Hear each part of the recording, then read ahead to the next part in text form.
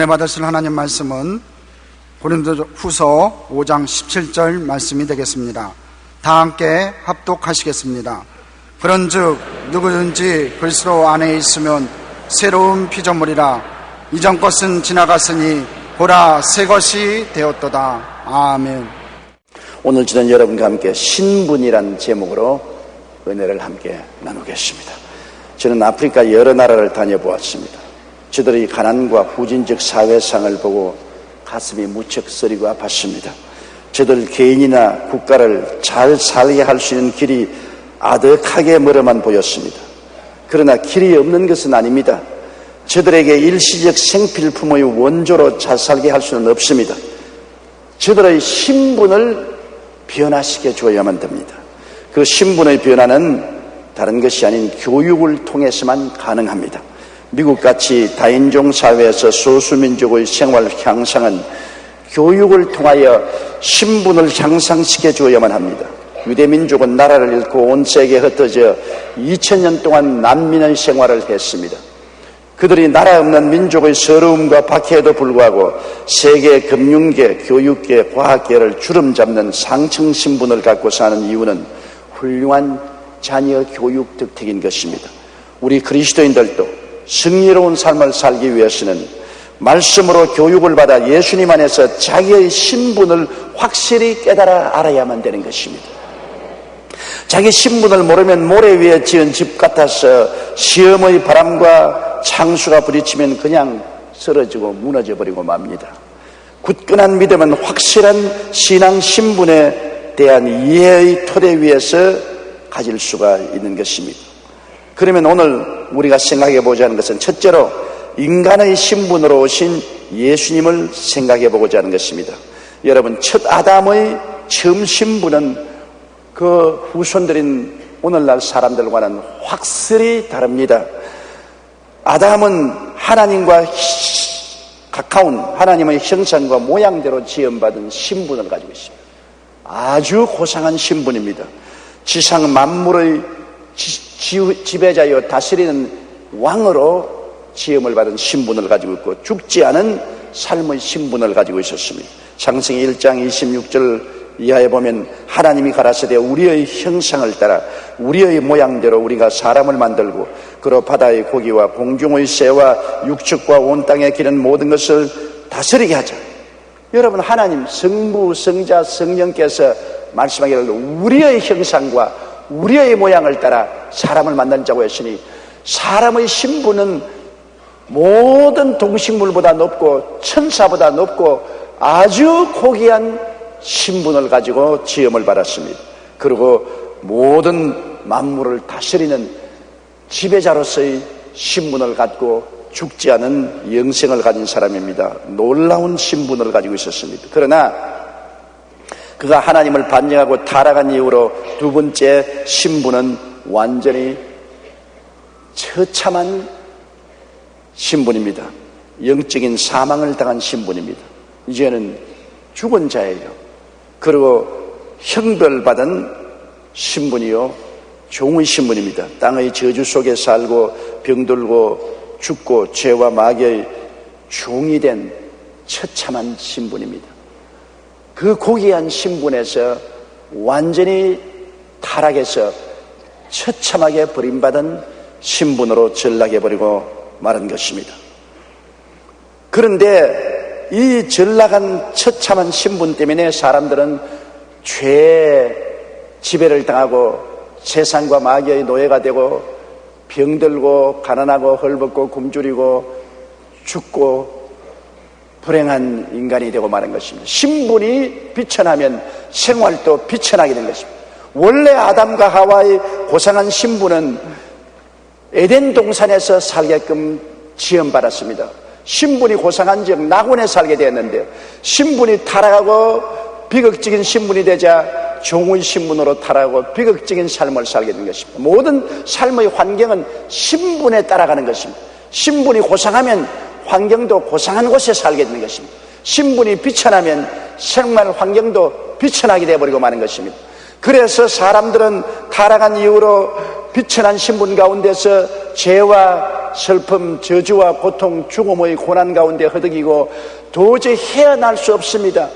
인간을 구출할 수 있는 길은 교육도 아니고 과학도 아니고 원조도 아니고 신분상 하나님 앞에 변화를 받아야 되기 때문에 인간의 신분을 끌어올리기 위해서 하나님의 아들 예수 그리스도께서 하나님의 신분을 버리고 사람의 신분으로 인간 세계에 오시게 된 것입니다.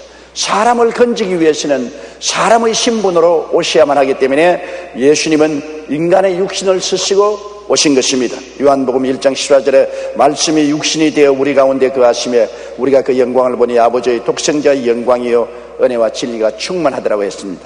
히브리서 2장 14절로 15절에 그도 또한 한 모양으로 혈육에 함께 속하심은 사망으로 말미암아 사망의 세력을 잡은 자 곧 마귀를 없이 하시며 또 죽기를 무서워함으로 일생에 매여 종로로 다는 모든 자들을 놓아주려 함이라. 인간의 신분으로 오셔서 종된 인간을 구출하기 위해서 주님께서 희생하겠다는 것을 보여주는 것입니다. 주님은 죄 없으시면서 죄인이 되어 오셨습니다. 죄인이 아닌데 죄인의 신분으로 오신 것입니다. 로마서 8장 3절로 4절에 율법이 육신으로 말미암아 연약하여 할 수 없는 그것을 하나님은 하시나니 곧 죄를 인하여 자기 아들을 죄 있는 육신의 모양으로 보내어 육신의 죄를 정하사 육신을 쫓지 않고 그 영을 쫓아 행하는 우리에게 율법의 요구를 이루어지게 하렵니다. 죄가 없는데도 죄 있는 인간의 육신, 인간의 신분으로 보내셔서 인간 대신하여 죄를 담당하여 죄의 허리를 꺾어버리게 하시려고 하나님이 하셨다는 것입니다. 고린도후서 5장 21절에는 하나님이 죄를 알지도 못하신 자로 우리를 대신하여 죄를 삼으신 것은 우리로 하여금 저희 안에서 하나님의 의가 되게 하려 했습니다. 죄악의 처참한 노예가 된 우리들을 하나님 앞에서 의로운 하나님의 자녀의 신분을 얻게 하기 위해서 우리 대신 죄를 짊어지게 하셨다는 것입니다. 더구나 예수님은 병이 없으면서도 병든 인간의 신분을 가지고 오셨습니다. 주님은 병을 전혀 알 수도 없고 병들 수도 없는 영원한 하나님이신, 그런데 병드는 인간의 신분을 가지고 오셔서 인간의 모든 연약과 병을 짊어지고 십자가에 올라가신 것입니다. 마태복음 8장 11절에 이는 선지자 이사야로 하신 말씀에 우리 연약한 것을 친히 담당하시고 병을 짊어지시듯 함을 이루려 하십니다. 예수님은 십자가에서 몹시 병들었습니다. 그 머리끝부터 발끝까지 온갖 형언할 수 없는 질병으로 고통을 당하셨습니다. 그것은 병이 없는데도 불구하고 인간을 건지기 위해서 병든 신분으로 십자가에 매달리신 것입니다. 예수님은 저주받지 않으셨으나 저주받은 인간의 신분으로 오신 것입니다. 예수님은 축복의 근본인 하나님이시여 하나님의 아들이신데 저주받은 인간의 신분으로 오셔서 이 땅에서 주님께서 풍천 노석을 하시면서 온갖 인간의 고통을 다 당하고 인간의 저주를 짊어지셨습니다. 갈라디아서 3장 13절에 그리스도께서 우리를 위하여 저주를 받은 바 되사 율법의 저주에서 우리를 속량하셨으니 기록된 바 나무에 달린 자마다 저주 아래 있는 자라 하였음이라고 했습니다. 주님은 죽을 수 없으신데 죽을 수밖에 없는 신분으로 오신 것입니다. 하나님이 어떻게 죽으십니까? 하나님은 죽을 수 없습니다. 그런데도 인간의 몸을 쓰고 인간의 신분으로 오셔서 인간의 죽음을 대신 짊어지고 무덤에 들어가서 죽음과 싸워 이기고 사흘 만에 부활해서 일어나신 것입니다. 예수님은 우리와 연합하여 십자가에 달리신 것입니다. 로마서 6장 6절로 7절에 우리가 알거니와 우리 옛사람이 예수와 함께 십자가에 못 박인 것은 죄의 몸이 멸하여 다시는 우리가 죄에게 종노릇 하지 아니하려 함이니 이는 죽은 자가 죄에서 벗어나 의롭다 하심을 얻었습니다. 주님이 십자가에 못 박인 것은 우리의 신분을 가지고서 못 박였으므로 우리가 주님과 함께 못 박인 것이 되고 마는 것입니다. 예수 죽음 내 죽음, 예수 무덤 내 무덤, 예수 승리 내 승리, 예수 부활 내 부활이 되게 만들어 주신 것입니다. 그러므로 오늘 둘째 우리가 알아야 될 것은 예수님이 우리 신분이 되어서 죽었다가 부활하심으로 우리는 예수님 안에서 그리스도의 신분을 담게 된 것입니다. 예수님은 하나님이 우리의 신분을 가지고 오시는데 이제는 주님이 죽었다가 부활하심으로 우리를 예수 그리스도의 부활하신 신분으로 끌어올리셨다는 것입니다. 그러므로 예수 믿는다는 것은 신분상 변화를 말합니다.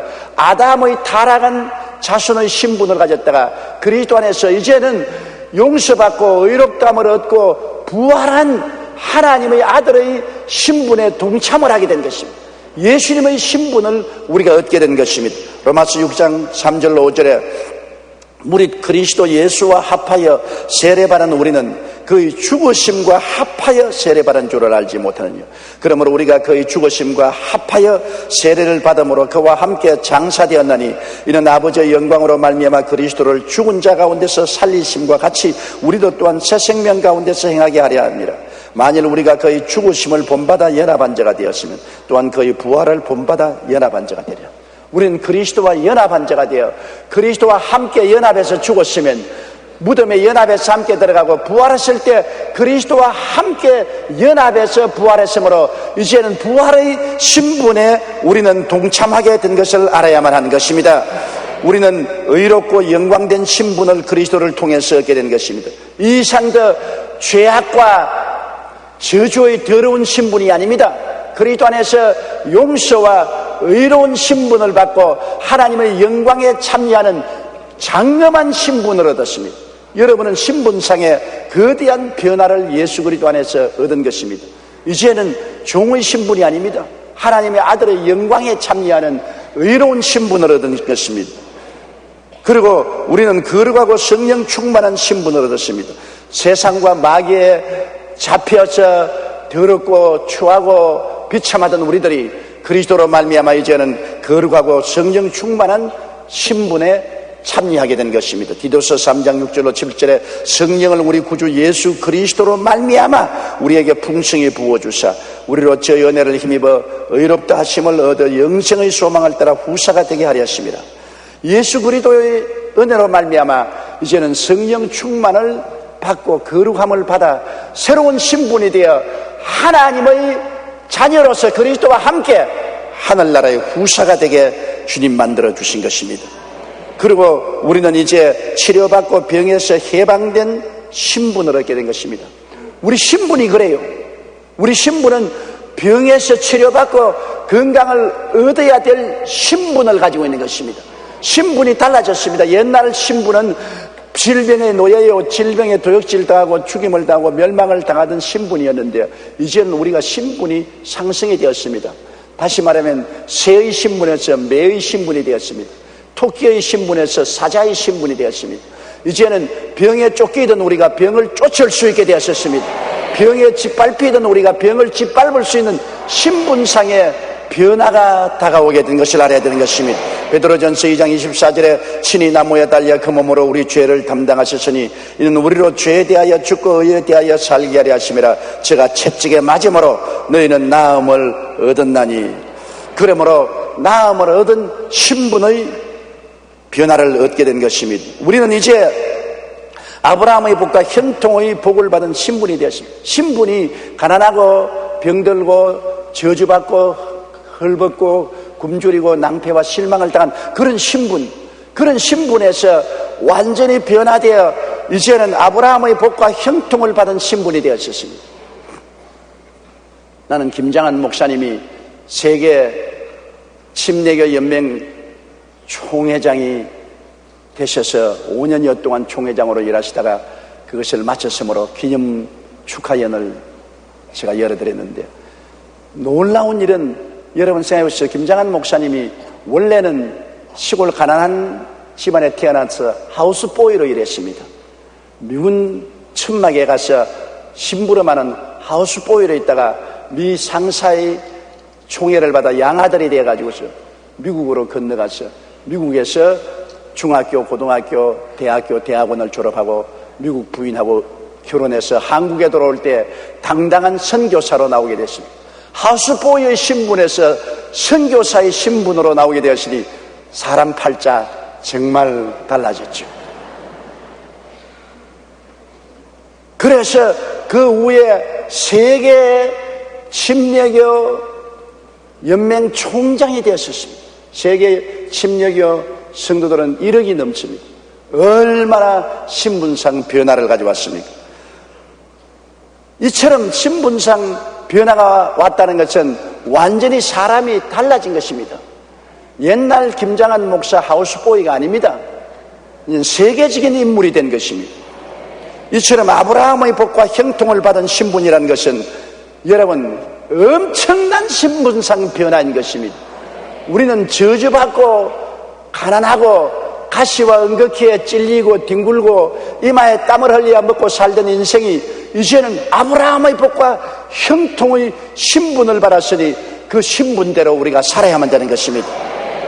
고린도후서 8장 9절에 우리 주 예수 그리스도의 은혜를 너희가 알거니와 부유하신 자로서 너희를 위하여 가난하게 되시면 그의 가난함을 인하여 너희로 부유케 하려 하심이라.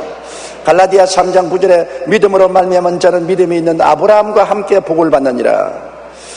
그 다음에 우리는 부활과 영생과 천국의 신분을 얻게 된 것입니다. 사람이 한 번 나서 죽는 것은 정한이 있지 않습니까? 우리의 영혼이 육체 속에 살다가 육체를 떠날 날이 언제고 우리에겐 다 다가오는 것입니다.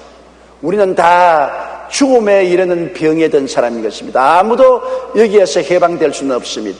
그런데 우리의 영혼이 육체를 떠날 때 우리들은 천국과 영생을 얻게 될 것이냐, 영원한 지옥의 고통 속에 들어가서 그 고통과 괴로움이 극에 달아서 부자가 아브라함에게 부르짖어 나사로를 시켜서 찬물 한 방울 혀를 서늘하게 해달라는 그런 간절한 간구를 하는 처참한 지경에 떨어질 수도 있는 것입니다.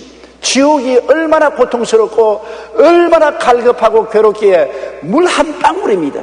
그것도 물 한 바퀴도 아닌 것입니다. 나사로를 시켜서 손가락으로 물 한 방울만 적셔서 혀를 서늘하게 해 주시옵소서. 그만큼 고통스럽고 괴로운 곳입니다. 그런 곳에 떨어져야 될 우리가 그리스도로 말미암아 부활과 영생과 천국의 영광스러운 신분을 얻게 된 것입니다. 신분이 얼마나 달라졌습니까? 지옥의 노예에서 영원한 천국의 하나님의 귀동자로 변화되게 된 것입니다. 에베소 2장 4절로 6절에 긍휼에 풍성하신 하나님이 우리를 사랑하신 그 큰 사랑을 인하여 허물로 죽은 우리를 그리스도와 함께 살리셨고 너희가 은혜로 구원을 얻은 것이라 또 함께 일으키사 그리스도 예수 안에서 하늘에 앉혔다고 말씀하고 있는 것입니다. 그러므로 셋째로 우리는 이제 달라진 신분을 따라 살아야 되겠다는 것입니다. 우리는 달라진 신분을 따라 살아야지 예수를 믿고 법적으로 신분이 달라지는데도 불구하고 옛날 아담의 자손 마귀의 노예된 신분 그대로 살아서는 절대로 안 됩니다. 오늘은 많은 예수 믿는 사람들이 예수를 믿었으나 그 신분이 법적으로 달라지는데도 불구하고 달라진 신분을 따라 살지 않고 있는 것입니다. 성경은 하나님께서 우리를 흑암의 권세에서 건져내사 그 사랑의 아들 나라로 옮기셨다고 말씀하는 것입니다. 누구든지 그리스도 안에 있으면 새로운 피조물이라 이전 것은 지나갔으니 보라 새 것이 되었다고 말씀한 것입니다. 새로운 신분을 얻게 되어서 하니 새로운 신분을 따라 우리가 살아야만 되는 것입니다. 오늘날 많은 예수 믿는 사람들이 자기의 신분이 어떤 것을 모릅니다. 자기 정체성이 불확실해서 정체불명의 사람으로 살고 있는 것입니다. 자기가 정체가 누군지 모르니 정체불명의 사람으로 이 땅에서 바람 부는 대로 물결 치는 대로 마귀의 발길에 차이면서 살고 있으니 얼마나 비참합니까? 정체불명한 사람이 아닌 정체가 확실하고 신분이 분명하여 새로운 달라진 신분을 따라 우리는 살아야 되는 것입니다. 그러면 어떻게 할까요? 우리가 새로 달라진 신분을 따라 생각이 달라져야 되는 것입니다. 잠언서 4장 23절에 무릇 지킬 만한 것보다 더욱 내 마음을 지켜라 생명의 근원이 이에서 남이라고 말씀한 것입니다. 내 생각을 따라 모든 운명이 달라지는데 내 신분이 달라졌은즉 달라진 신분으로 생각해야 되는 것입니다. 시골에서 떼꾸물이 쫄쫄 흐르는 옷을 입고 가난한 집에 처녀로서 물동이고 왔다 갔다 하는 처녀가 서울에 대갓집에 시집을 와서 비단 옷 입고 호의호식하게 되었으면 신분이 달라졌으니 생각이 달라져야 될 것입니다. 생각이 아직도 시골에 떼꾸물이 흐르는 옷을 입고 물동이고 오줌동이고 배추밭에 가서 오줌 주던 그러한 생각을 하면 안 되는 것입니다. 신분이 달라졌으니 생각이 달라져야죠.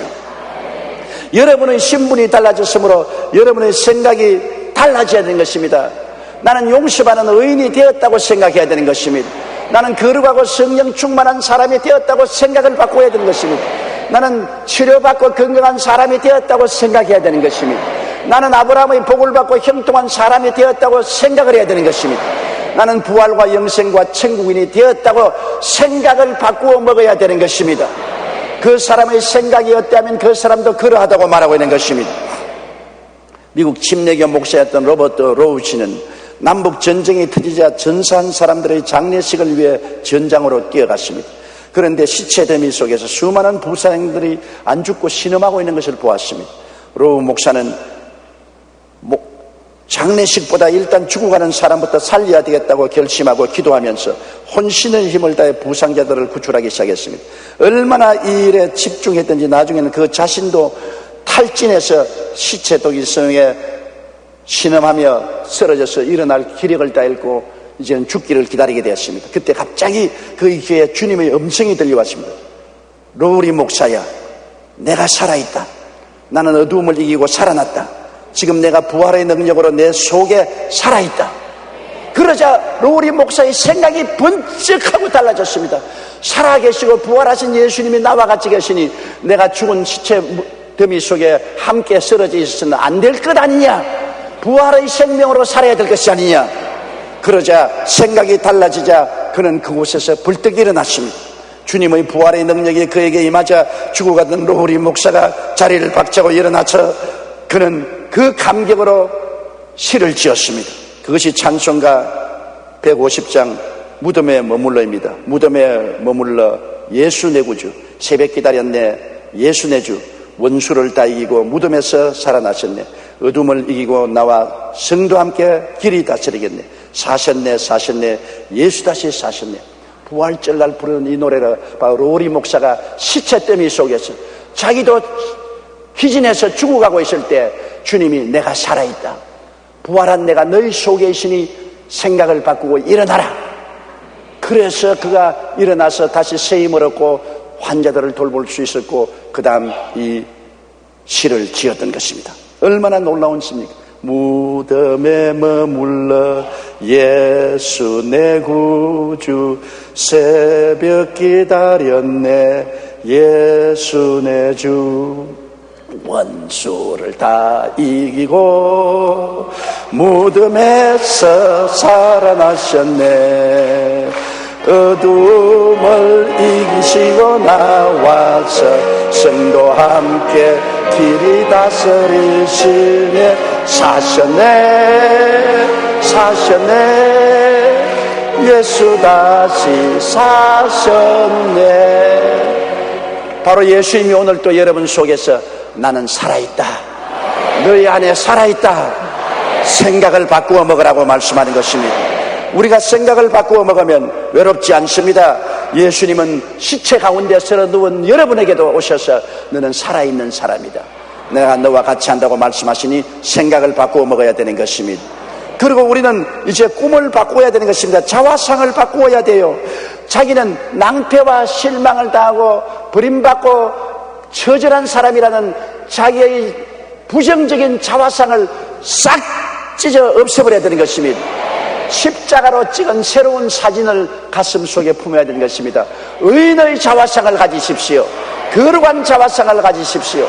건강한 자화상을 가지십시오. 복받은 자화상을 가지십시오.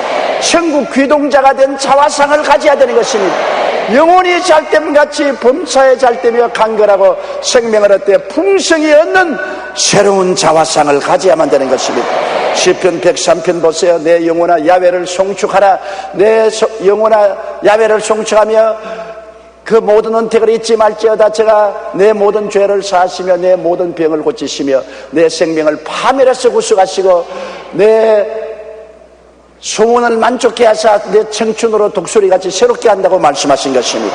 우리는 변화받은 자화상을 가져야만 되는 것입니다.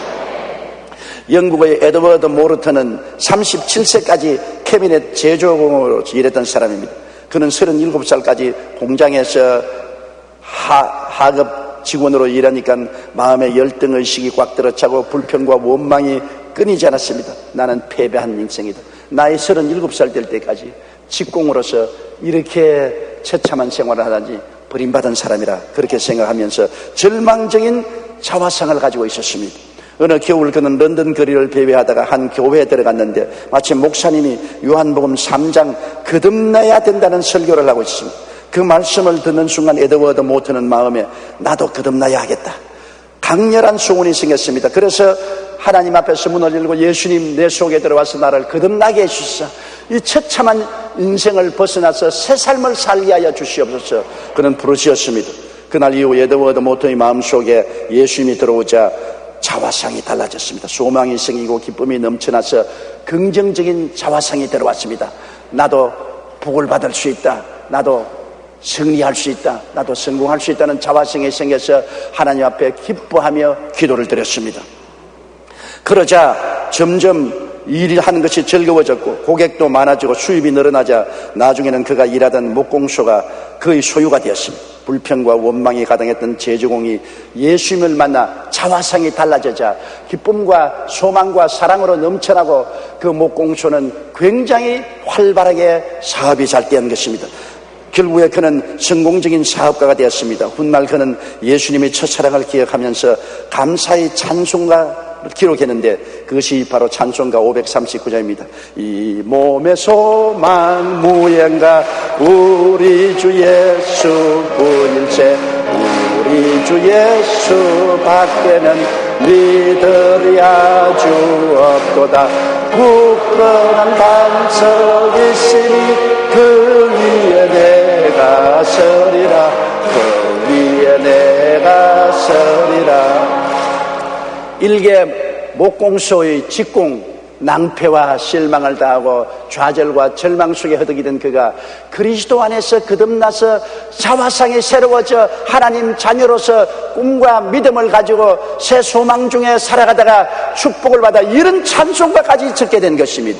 그는 그 일생이 그리스도로 말미암아 얼마나 변화되었다는 간증이 이 찬송을 적게 한 것입니다. 예수님을 믿으면 새로운 신분으로 거듭나는 것입니다.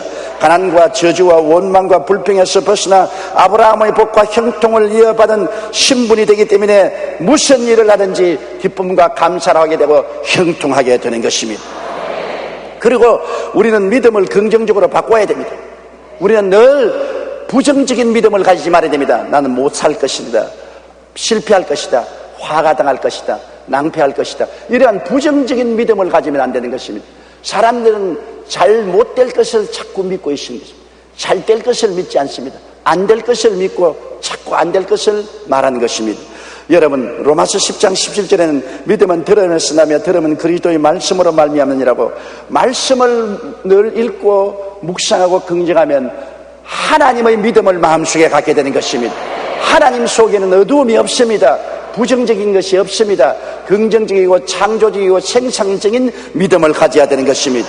고린도후서 1장 20절에 하나님의 약속은 얼마든지 그리스도 안에서 이해가 된다고 말했습니다. 마가복음 9장 23절에 믿는 자에게는 능치 못한 일이 없나니라고 말씀하신 것입니다. 믿음이란 것은 운명과 환경을 바꿉니다. 내 환경이 고통스럽고 괴로우니까 믿을 수 없는 것이 아닙니다. 좋을 때 믿는 것은 믿음이 아닙니다. 캄캄할 때 빛이 있을 것을 믿는 것이 믿음이요, 폭풍우가 일어날 때 평안한 날이 올 것을 믿는 것이 믿음이요, 병들었을 때 건강하게 될 것을 믿는 것이 믿음인 것입니다. 제가 오래전에 아르헨티나의 부에노스아이레스에서 성회를 인도한 적이 있는데 그 성회는 실바소 목사님이 준비한 준비위원장이었습니다. 그가 나를 찾아와서 하는 간증을 듣고 크게 감동을 받고 오늘날도 잊어버리지 않고 있습니다. 원래 실바소 목사님은 은행원이었는데 갑자기 머리부터 발끝까지 온몸이 마비되는 멀티플 시로시스라고 해서 온 전신이 마비되는 병인 것입니다. 점점 얼굴이 마비되더니 나중에는 목으로 내려와서 음식을 씹어서 삼킬 수가 없게 되었습니다. 폐까지 내려오면 횡격막이 마비되어 숨을 못 쉬기 때문에 죽고 마는 것입니다. 굉장히 무서운 병입니다. 그래서 그는 친구들과 함께 일주일 동안 금식하며 기도했습니다. 그리고 나서 차를 타고 교회를 가는데 갑자기 자동차 안에 하나님의 영광이 가득하더랍니다. 그는 하나님을 찬양하며 교회까지 가서 엎드렸는데 하나님께서 이렇게 말씀하십니다. 마음속에서 내가 지금 상처 입은 것은 마귀가 너를 죽이려는 것이다. 내가 열심히 복음을 전가하고 하나님 나라를 선포하니까 사람이 전쟁에 나가서 일선에서 적군의 총탄에 맞아 부상당하듯이 너는 지금 마귀에게 부상을 당했다. 마귀는 너를 죽이려고 한다. 그러나 내가 낙심하지 않고 계속해서 예수님 이름으로 대적하면 마귀는 쫓겨나갈 것이다. 지금 나의 천사들과 마귀가 너를 두고 공중에서 싸우고 있다. 마치 다니엘 21일 동안 기도할 때 공중에 있는 천사들이 마귀를 이기고 내려온 것처럼 지금 나의 사자들이 너를 위해서 공중에서 마귀와 싸우고 있다. 낙심하지 말고 계속해서 믿고 기도해라. 이렇게 하나님의 음성이 들려오더랍니다. 실바소 목사님은 낙심하지 않고 나는 이미 치료받았다. 건강한 사람이다. 병에서 해방되었다. 제가 채찍에 맞음으로 나음을 입었다. 그렇게 믿음을 선포하고 기도하며 마귀를 대적했습니다. 의사는 석 달밖에 못 산다고 했는데 1년이 지나도록 더 이상 병은 악화되지 않고 일진일퇴하면서 마귀와 싸웠습니다. 하루는 자고 일어났는데 아침에 일어나니까 마비정서가 온데간데 없이 사라졌습니다. 마귀가 쫓겨나간 것입니다. 하나님의 능력이 임하신 것입니다. 그가 예수님 안에서 변화된 신분, 치료받고 병에서 해방된 신분을 주장하며 기도하고 나아가자 병은 떠나가고 승리가 왔던 것입니다. 우리는 이미 예수님 안에서 변화된 신분을 가지고 있습니다. 십자가를 통해서 내가 얼마나 새로운 신분, 새로운 변화된 사람이 된 것을 늘 잊지 말고 기억해야 되는 것입니다. 마귀에게 종노릇할 필요가 없습니다. 영생 부활의 신분으로 우리는 살아가야 되는 것입니다. 그러므로 신분이 달라지면 말도 달라져야 되는 것입니다. 신분이 달라지는데 왜 말이 안 달라지겠습니까? 촌 사람이여 촌놈 말을 하다가 서울에 올라와서 세련되면 서울 말을 써야 되지 않겠습니까? 신분이 달라지면 말도 달라지는 것입니다. 마태복음 12장 34절에 마음에 가득한 것을 입으로 말한다. 신분이 마음에서 달라지면 입으로 말하는 말도 달라지는 것입니다. 잠언서 6장 2절에 내 입의 말로 내가 얽혔으며 내 입의 말로 인하여 잡히게 되었다고 말했습니다. 잠언서 18장 21절에 죽고 사는 것이 혀의 권세에 달렸느니라고 말했습니다. 잠언서 21장 23절에 입과 혀를 지키는 자는 그 영혼을 환난에서 보존한다고 말하고 있는 것입니다.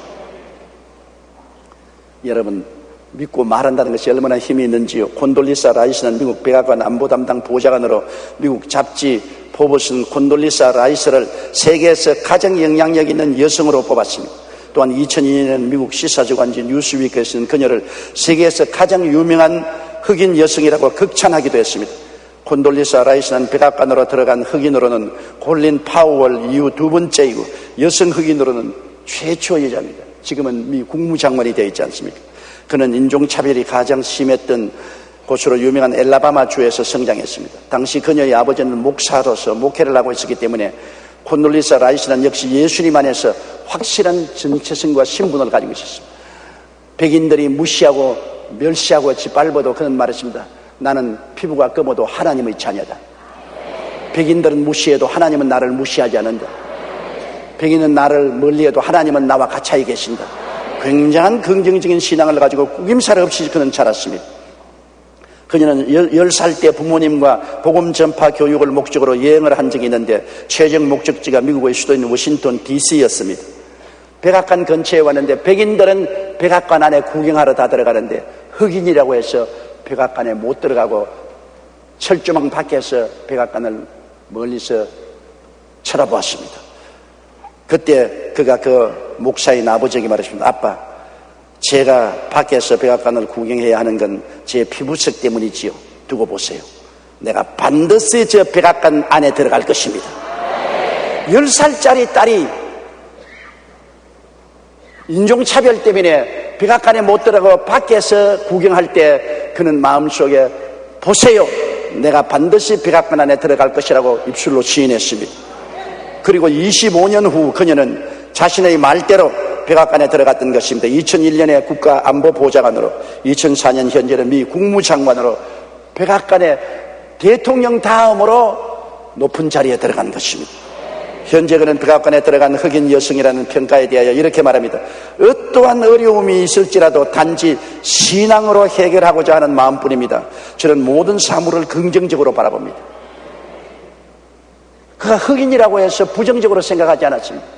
피부 색깔로 말미암아 그 생각이 좌우되지 않았습니다. 모든 것을 하나님의 자녀라는 확실한 신분과 정체성을 가지고 하나님 품 안에서 생각을 했기 때문에 열등의식도 좌절감도 없고 모든 환경을 극복하고 그의 말한 대로 이루어졌던 것입니다. 우리가 그리스도 안에서 새로운 신분이 되었다면 마땅히 우리의 믿음과 말은 긍정적으로 바꿔야 되는 것입니다. 달라진 신분대로 살아가면서 말해야 되지 않겠습니까? 이 되뇌 학자들은 뇌세포의 98%가 우리 말의 지배를 받는다고 말합니다. 말에는 행동을 유발하는 힘이 있다고도 합니다. 즉 우리 말이 뇌세포에 전달되면 뇌는 척추신경을 지배해서 행동으로 나타나게 되는 것입니다. 그러므로 우리가 무엇을 말하는가에 따라서 우리의 오장육부 사지 백체도 영향력을 받고 우리의 행동도 영향력을 받는다는 것입니다. 어떤 말을 사용하느냐에 따라 삶이 달라집니다. 그렇기 때문에 예수 안에서 부활한 신분을 가지고 있는 우리들은 그에 합당한 긍정적이고 적극적인 말을 사용해야 되는 것입니다. 우리나라 역사극을 보면 양반과 노비의 말투가 확실히 다른 것을 알 수 있습니다. 대개 양반은 여봐라 누가 있냐, 이리 오너라, 물 좀 가져오너라, 양반의 말투로 말합니다. 그런데 노비는 정반대로 예 주인님 소인 대령했습니다 이렇게 노비의 말투로 대답하면 말에 따라서 허리도 다 굽신굽신합니다. 만약 양반이 노비를 보고 어서 옵시오 이렇게 인사하고 노비가 양반에게 수고했으니 가보게 그렇게 말한다고 하면 여러분 어떻겠습니까? 참으로 이상한 장면이 될 것입니다. 왜 그렇습니까? 이들의 신분이 다르기 때문인 것입니다. 양반은 양반 신분을 가지기 때문에 양반처럼 말하고 노비는 노비의 신분을 가지기 때문에 노비식으로 말을 하는 것입니다.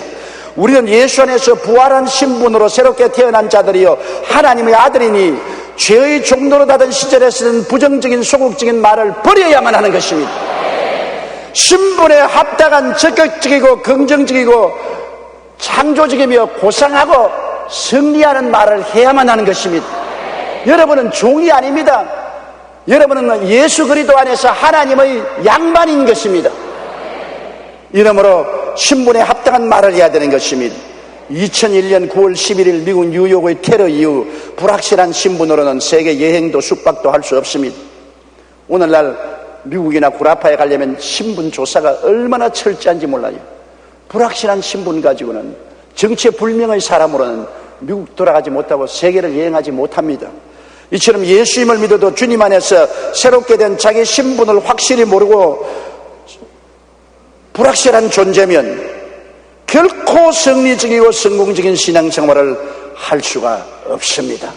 십자가를 바라보고 달라진 신분을 마음속에 확인하고 재차 확인하고 다시 확인하고 그 신분을 따라 생각하고 그 신분을 따라 자화상을 꿈꾸고 그 신분을 따라 믿고 그 신분을 따라 말하고 살게 되시기를 예수 이름으로 축원합니다. 다 같이 고개 숙여 기도드리겠습니다. 전능하시고 거룩하신 아버지 하나님, 우리는 다 아담의 후손으로서 종의 신분으로 태어나서 종으로 짓밟히고 찢기며 살아왔는데 우리 주 예수 그리스도 우리 종의 신분으로 오셔서 우리를 십자가에서 칭찬해 주시고 부활하심으로 끌어올려 그리스도와 함께한 신분을 얻게 해주심을 감사합니다.